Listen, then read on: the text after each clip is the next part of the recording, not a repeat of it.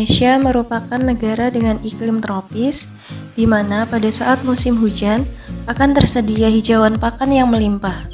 Namun, pada saat musim kemarau, akan sangat sulit untuk mendapatkan hijauan sebagai pakan ternak.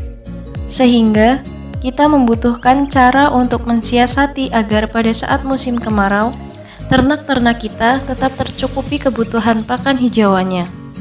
Maka, langkah yang kita lakukan adalah dengan memfermentasi hijauan pakan menjadi silase. Sehingga pada saat musim kemarau, kita masih memiliki persediaan hijauan yang cukup untuk pakan ternak kita.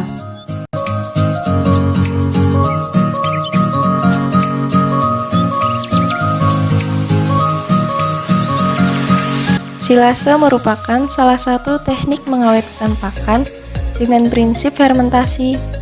Proses fermentasi silase bertujuan untuk memaksimalkan pengawetan kandungan nutrisi yang terdapat pada hijauan atau bahan pakan ternak lainnya, sehingga silase yang terbentuk dapat disimpan untuk jangka waktu yang lama. Silase tersebut dapat diberikan sebagai pakan ternak khususnya untuk mengatasi kesulitan dalam mendapatkan pakan hijauan pada saat musim kemarau. Silase memiliki masa simpan yang panjang karena pH yang rendah yaitu sekitar 4,2, sehingga dalam suasana pH yang asam tersebut, bakteri pembusuk akan sangat sulit untuk tumbuh.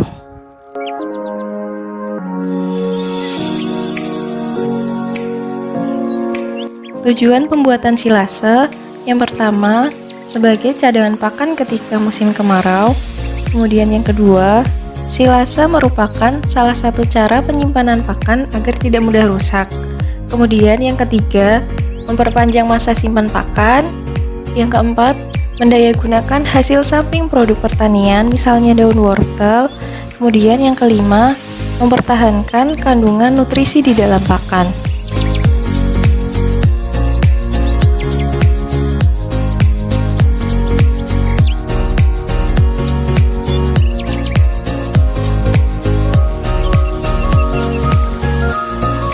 Alat-alat yang dibutuhkan dalam proses pembuatan silase antara lain tong plastik, ember, parang pencacah rumput, tali karet, dan plastik tebal sebagai penutup. Atau apabila tong yang digunakan sudah memiliki set penutup dan klep besi, maka tidak perlu menggunakan karet maupun plastik penutup tambahan.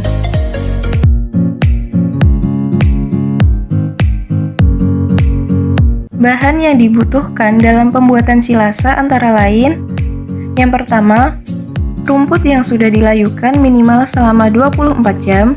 Tujuan dilakukan pelayuan adalah untuk mengurangi kadar air pada rumput. Kadar air yang ideal untuk membuat silase adalah antara 65-70%. Apabila kadar air dalam rumput masih terlalu tinggi, maka silase yang dihasilkan akan cepat busuk karena mikrobia pembusuk mudah tumbuh pada kondisi kadar air yang tinggi. Nah, kali ini kami akan memakai rumput odot sebagai bahan utama pembuatan silase. Dalam hal ini, rumput odot dapat diganti menggunakan daun wortel. Bahan kedua yang dibutuhkan adalah molases. Nama lain dari molases adalah tetes tebu. Fungsi dari tetes tebu ini adalah sebagai penambah karbohidrat atau gula terlarut dalam mempercepat proses fermentasi. Bahan ketiga yang dibutuhkan adalah EM4. EM4 yaitu berfungsi sebagai starter atau mikrobia asam laktat untuk membantu proses fermentasi agar berjalan lebih cepat. Bahan yang keempat yaitu bekatul atau dedak padi yang berfungsi untuk membantu mengkondisikan keadaan menjadi anaerob dan juga menjadi sumber energi di dalam pakan. Bahan terakhir yang dibutuhkan adalah air bersih secukupnya. Perbandingan bahan yang dapat digunakan yaitu misalnya untuk 30 kg rumput menggunakan dedak padi atau bekatul sebanyak 10% dari berat rumput, molases sebanyak 500 ml, dan EM4 sebanyak 20 ml atau sekitar 2 tutup botol.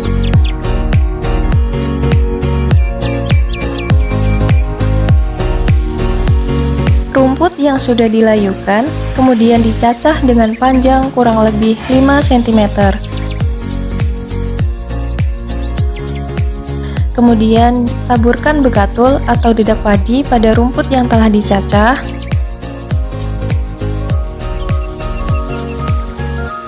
Membuat larutan dengan mencampurkan molases, EM4, dan air secukupnya sesuai perbandingan yang telah ditetapkan.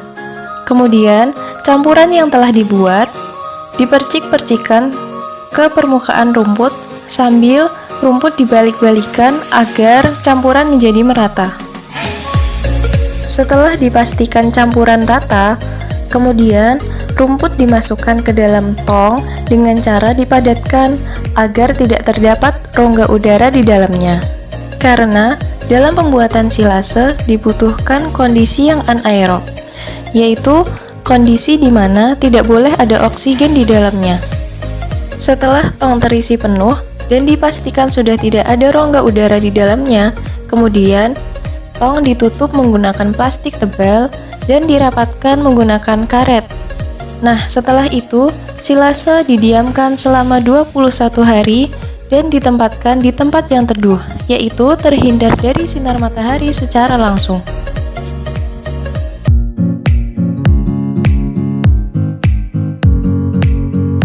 Silase yang baik memiliki ciri-ciri antara lain warna rumput tidak banyak berubah, yaitu cenderung sama apabila dibandingkan pada saat awal sebelum pembuatan silase. Kemudian, silase yang baik memiliki bau asam segar, yaitu bau khas tape dan bukan bau busuk. Kemudian, silase yang baik juga memiliki tekstur yang remah, tidak menggumpal, tidak berjamur, dan tidak berlendir.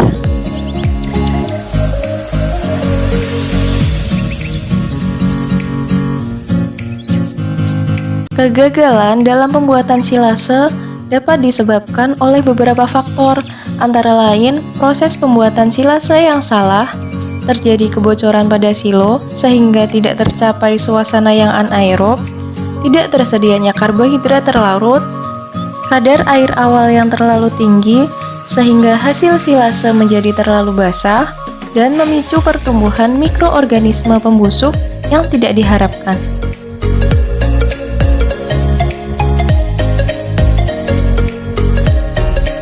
Pemberian silase pada ternak harus dilakukan adaptasi terlebih dahulu, dikarenakan silase memiliki karakteristik yang asam dan bau silase yang khas asam segar. Pada ternak yang belum pernah sama sekali mengonsumsi silase, mungkin pada awalnya akan kurang terbiasa sehingga perlu dilakukan adaptasi pakan.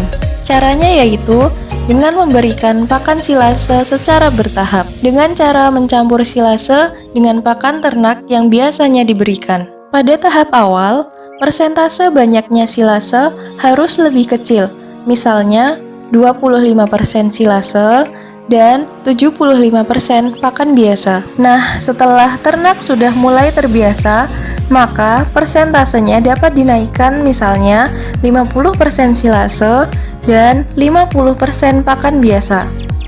Setelah beberapa waktu, maka ternak akan terbiasa untuk mengonsumsi silase.